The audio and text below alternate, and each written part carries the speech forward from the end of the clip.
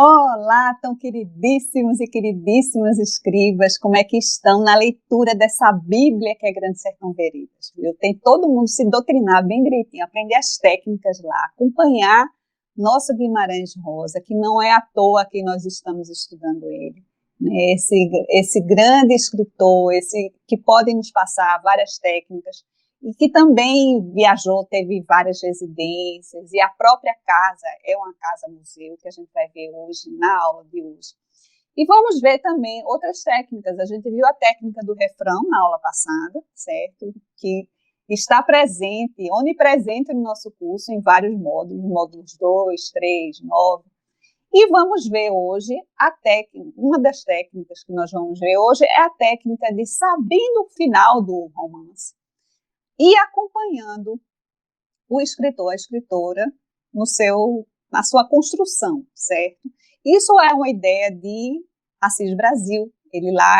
Principalmente no escrever ficção, ele afirma isso, com todas as letrinhas, de que não tem essa história, eu não quero saber o final, eu quero ler só saber no final. Não, nós podemos saber o final do romance e irmos acompanhando como é que o romancista, como é que o escritor, a escritora fez, como ele trilhou a narrativa para chegar naquele final, naquele ápice. E também nós temos a impressão de que nós, como é que se diz?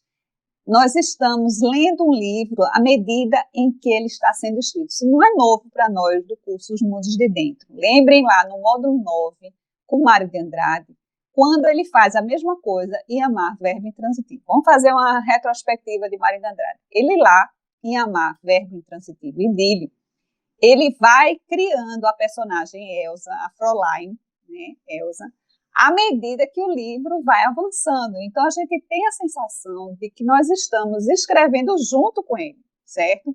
Quando ele vai falar das características da personagem, quando foi que ele viu a personagem pela primeira vez, então nos dá a sensação de que nós estamos participando da escrita, né, da escritura de Amar, Verbo Intransitivo. E Guimarães faz a mesma coisa. No momento em que ele cria esse alter ego, esse rapaz da cidade que está lá tomando anotações da conversa com Reobaldo, com o velho Reobaldo, a gente tem a sensação de que estamos construindo junto com ele. Nós somos os escritores de Grande Sertão Veredas, junto com ele, fazendo entrevistas, anotando os detalhes da história, né? Tem esse trecho aqui, que eu acho bem interessante, bem significativo, quando ele vai falar, né, está narrando a história da época da jagunçagem, que ele era jovem lá, ele de Adorim, etc. Então, ele está falando lá para o interlocutor. Estou contando fora coisas devagaras. No se eu me fio, né, ele acredita nesse interlocutor. Até que, diga o anjo da guarda. Mas conforme eu vinha, aí por aí ele vai e continua a narrativa. Tá entendendo? Então, a gente tem a sensação de que nós somos esse rapaz da cidade, esse rapaz instruído, em que ele acredita, em que ele confia, e que ele está narrando a própria história. Como, quem sabe, para ser transformada em um livro, e quem sabe esse livro chama-se Grande Sertão Veredas. Então, dá essa sensação de vertigem, né, do Misenabim, que a gente já estudou aqui também, de uma história dentro de uma história, né, um livro sendo escrito no momento que a gente está escrevendo, está lendo. E a contextualização dos personagens. Como eu falei para vocês, é um livro caudaloso, né, uma bíblia, de mais de 600 páginas na nossa edição. Então, ele apresenta lá atrás os personagens que vão ter importância durante a narrativa, né? Então, ele lá aposentado na sua fazendinha, que ele ganhou de herança do pai, casado com Tarsília, que a gente vai encontrar daqui a pouco. Então, ele começa a falar dos ex-jagunços que trabalhavam com ele, que eram colegas dele e que estavam sediados nas proximidades. Então, ele vai falar de Alaripe, de João Nonato, do Quipes, do Pacamã de Presas, o Fafafa, que o Fafafa foi muito importante para ele, o Alaripe também, o Sesfredo, Gesualdo, Nelson, João Conclis, ou seja, ele vai dando uma contextualização e vai falando, gente, preste atenção nesses personagens, que eles são importantes, certo? Ele vai nos dando essa antecipação para nós prestarmos atenção nos personagens, porque eles vão ter um papel importante durante a narrativa, né? Ele está também auxiliando o leitor, a leitora, a não se perder no labirinto, né, da leitura. Possíveis temas, como eu falei, aquela questão de se existe o diabo ou não, mas também o romance dele, né, esse romance impossível de Riobaldo com Reinaldo de Adorim, né? E também a luta entre o bem e o mal, que não precisa necessariamente nenhum dos lados vencer, ou mesmo a reconstrução da memória. Ele vai falando a própria história, narrando a própria história e investigando se a memória é real, se ele está inventando causos, né? A própria memória passando a perna nele. Ou então a imensidão que o sertão é, sertão que não se categoriza nem para o bem, nem para o mal, nem para Deus, nem para o diabo, no meio do redemoinho. Então, assim, alguns trechos que falam desses temas, né, esses possíveis temas, por exemplo, sertão, sabe o Senhor, sertão é onde o pensamento da gente se forma mais forte do que o poder do lugar. Viver é muito perigoso. Ou então, o amor dele com Diadorim. O amor já de si é algum arrependimento. Abracei Diadorim com as asas de todos os... Minha gente, é muito lindo esse livro. Pelo nome de seu pai, Joca Ramiro, eu agora matava e morria-se bem. Assim é que digo, outro trecho. Eu, que o senhor já viu que tenho retentiva que não falta, recordo tudo da minha meninice. Boa foi. Me lembro dela com agrado, mas sem saudade, porque logo sufusa uma aragem dos acasos. Para trás, não há paz. Então, a questão da memória. A gente vive repetido, escorregável, minuto, já está empurrado noutro galho. E o real não está na saída nem na chegada. Ele se dispõe para a gente, é no meio da travessia, né, no presente. O mal ou o bem está em quem faz, não é no efeito que dão. Então, assim, vários trechos que a gente pode perceber os possíveis temas do romance. E esse zigue-zague da linguagem que eu falei para vocês lá atrás, né? Essa sensação de que ele está com a linguagem, além dele criar neologismos, palavras novas, oriundas de línguas diferentes, né, que ele é um grande conhecedor de línguas, ele também nos dá a sensação dessas associações livres, como se ele estivesse fazendo uma sessão de análise, uma sessão de terapia, aos moldes de Sigmund Freud, né, essas associações livres da linguagem, é como se fosse além da linguagem normal, é a linguagem do inconsciente que ele está nos narrando. E algumas relações com escritores do curso, Os Mundos de Dentro, né? Uma das coisas interessantes em Guimarães é que ele foi, assim, além de prolixo, ele percorreu vários gêneros. E percebam que no nosso curso existe muito isso, né? De serem híbridos, de participarem de vários gêneros, de escreverem em vários gêneros. E Guimarães escreveu poesia e ganhou um concurso logo no início da carreira, um concurso com o livro dele, Magma, né, de poesias, de poemas. E eu faço uma relação com quem? Nosso poetinha queridíssimo. Claro, todos eles são muito queridos, né, todos os poetas do curso são muito queridos, mas eu me lembrei muito de Vinícius, né, quando ele lá, no meio do livro, na página 193, ele traz uma música.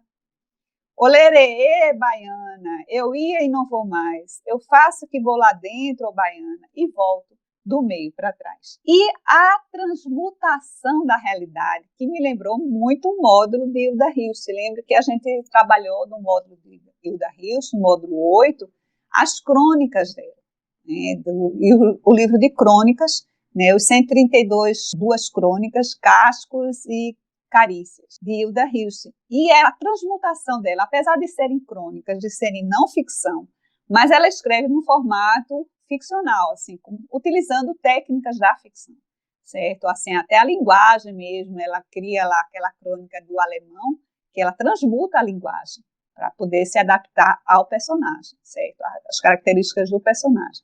E aí, o que é que ele diz? Esse trecho eu achei bem significativo na transmutação, a dificuldade de transmutar a realidade, que não é fácil você pegar até os personagens reais, como ele pegou Hermógenes, Ricardão, Ornelas, etc.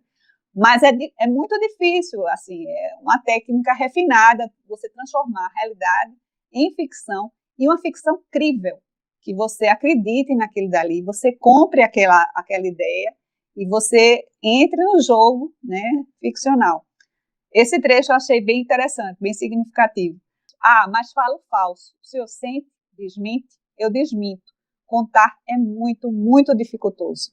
Não pelos anos que se já passaram, mas pela astúcia que tem certas coisas passadas, de fazer balancê, de se remexerem dos lugares. O que eu falei foi exato? Foi, mas teria sido? Agora, acho que nem não. São tantas horas de pessoas, tantas coisas em tantos tempos, tudo miúdo, recruzado. Novamente, a questão da memória, né?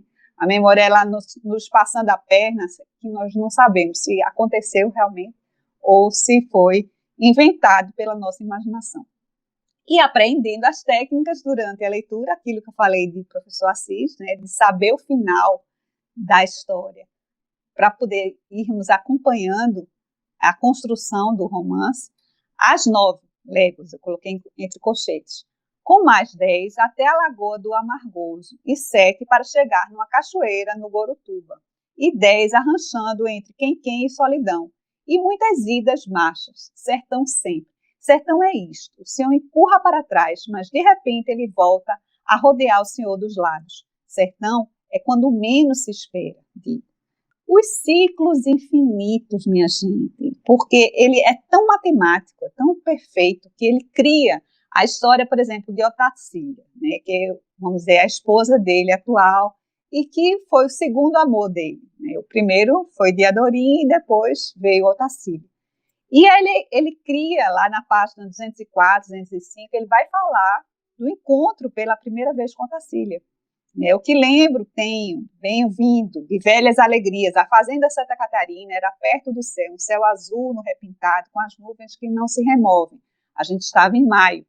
E aí, já mais à frente, na página 323, depois de vários acontecimentos, ele retorna para esse mesmo espaço-tempo, né?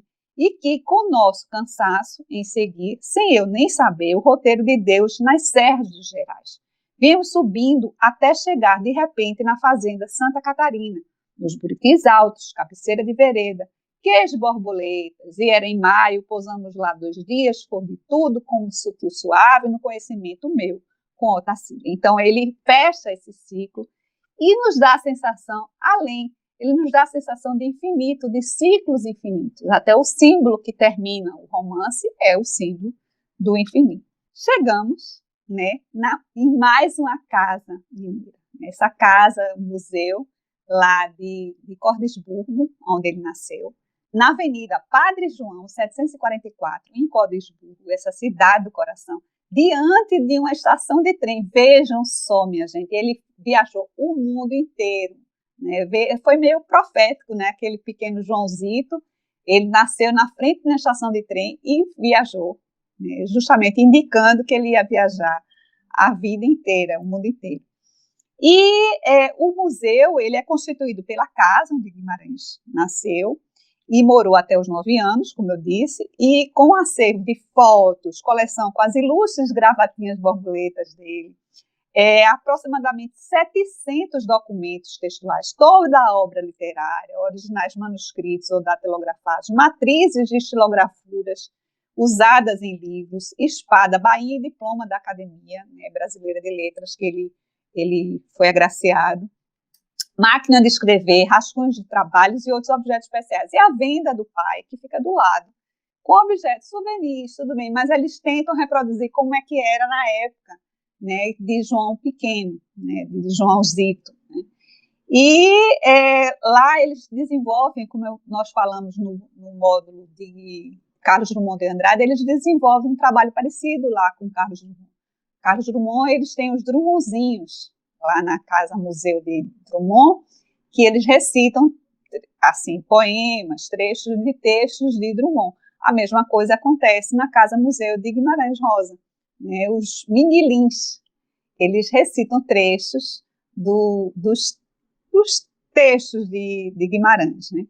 E é uma experiência indescritível, minha gente. Eu acho que quando passar essa pandemia, que a gente puder viajar realmente, vale super a pena percorrer lá o Circuito Guimarães Rosa e conhecer a casa dele em Cordesburgo, porque você se aprofunda vamos dizer assim, na contextualização da obra. Claro que a obra é o mais importante, mas ajuda você mergulhar mais na obra, quando você conhece o contexto, quando você conhece as quatro paredes de como ele se formou, né? As cidades que ele visitou, o percurso que ele fez para construir esse romance, né, nas pesquisas dele. E eu tive essa alegria, esse privilégio de percorrer o Circuito Guimarães Rosa em 2009 e criei esse conto chamado Oráculo, que se encontra lá em Diálogos, que é um livro de 2010, e depois nessa seleção de livros que foi 7x11 em 2019. Foram 7 livros selecionados dos 11 que eu tinha na época. Vamos acolher o nosso queridíssimo Gustavo Scheckter, que ele tem esse livro maravilhoso chamado A Nota Amarela. A Nota Amarela é a tese de doutorado em escrita criativa de Gustavo lá na PUC, né? E, como toda tese, toda dissertação também da pós-graduação em escrita criativa, existe a parte ficcional ou poética, ou de roteiro de cinema, de teatro, etc., e a parte teórica. Então, na parte teórica, Gustavo ele vai fazer exatamente aquela pergunta, né, que eu mais ou menos fiz na primeira aula, no início da segunda aula. Aquele romance, para Guimarães, é o romance da vida inteira. Só quem podia ter escrito era Guimarães. Ninguém mais poderia ter escrito. Ele tinha essa necessidade de escrever o sertão, né, de escrever a sua Minas Gerais, né? Então, Gustavo ele vai perguntar na parte teórica da Nota Amarela, ser o autor do livro é executar um salto de fé. Sem a intenção de adentrar muito no campo da filosofia, pega emprestado de Soren Kierkegaard a noção de salto de fé, com o intuito de ilustrar essa afirmativa. Para o filósofo dinamarquês, o homem que se encontra no estádio ético da existência pode passar para o estádio religioso através de um salto de fé, um arremessar em direção ao desconhecido, confiando que a salvação estará lhe esperando. Justamente tentando responder essa pergunta, né? Será que eu sou o autor, a autora do livro? Né? Será que sou eu que tenho que escrever esse livro? Né? Então, nós acreditemos e saltemos, como eu falo lá no nosso texto de apoio. Alguns filmes sobre João Guimarães Rosa e a escrita criativa, eu não podia deixar de falar, né, do Grande Sertão Veredas, a minissérie da Rede Globo, que foi ao ar em 1985, né, com Tony Ramos no papel de Reobaldo, Bruna Lombardi no papel de Diadorim Reinaldo, Tarcísio Meira no papel de Hermógenes. Então, assim, é perfeita. Quando eu fui reler, aliás, quando eu li a primeira vez e a segunda vez agora para o nosso curso, eu consegui personificar perfeitamente, né? Tony Ramos, para mim, realmente ele me acompanhou durante toda a releitura, né? Reobaldo, Bruna Lombardi exatamente Diadorim. Então, você consegue, assim, criar um corpo para os personagens. Eu acho muito bom. Tem pessoas que não gostam mais de livro. No meu caso, eu gosto dessa corporificação do personagem. Um outro vídeo que é interessante vocês assistirem é Guimarães Rosa, da TV Cultura. É bem interessante esse programa. Isso é justamente aquela questão de contextualizar a vida do escritor, a biografia do escritor, para a gente aproveitar mais o livro que a gente está estudando. E conhecendo museus, a gente viu já com o da Cora Coralina, mas esse episódio 8 fala justamente sobre o Museu Casa Guimarães Rosa. Então, é imperdível, eu sugiro que vocês assistam. O nosso exercício de desbloqueio, dando continuidade ao exercício de desbloqueio do módulo 9 sobre Mário de Andrade, apresentem por meio de entrevistas, fotografias, vídeos, podcasts, a estrutura de um romance autobiográfico ou autobiografia romanceada, seguindo as sugestões de João Guimarães Rosa estudadas por nós em Grande Sertão Veredas no módulo 11 do nosso curso, que se aproxima do fim, Os Mundos de Dentro. Gente, não é para fazer romance agora no exercício de desbloqueio, não. Mas sabe aquela ideia que você tem de uma novela, de um romance, de um texto mais longo? Então, façam entrevistas, criem vídeos, agora sempre lembrando da palavra escrita, né, que é a nossa estrela principal, como eu falo sempre. Fotografias vamos dizer assim, de cenas que você deseja criar, escrever, enfim. É a ideia do romance, a ideia da novela que eu gostaria vamos dizer, que vocês compartilhassem comigo, né, para a gente construir juntos as ideias desses possíveis romances. E não percam de jeito nenhum, dia 24 de novembro, não percam, a partir das 19 horas, o link lá vai estar no nosso canal do YouTube, a live, o encontro virtual com o nosso queridíssimo Gustavo Shakespeare. Se preparem, se afiem, anotem as dúvidas, participem lá na live, né, com perguntas, com sugestões, com dúvidas, tudo isso, e divulguem com seus amigos, chamem o pessoal que vocês sintam que gostem de literatura, gostem de poesia, gostem de escrita, né, para a gente juntar mais gente ainda em torno dessa grande paixão que é a literatura, que é a escrita criativa. Então, até lá, abraço bem grande.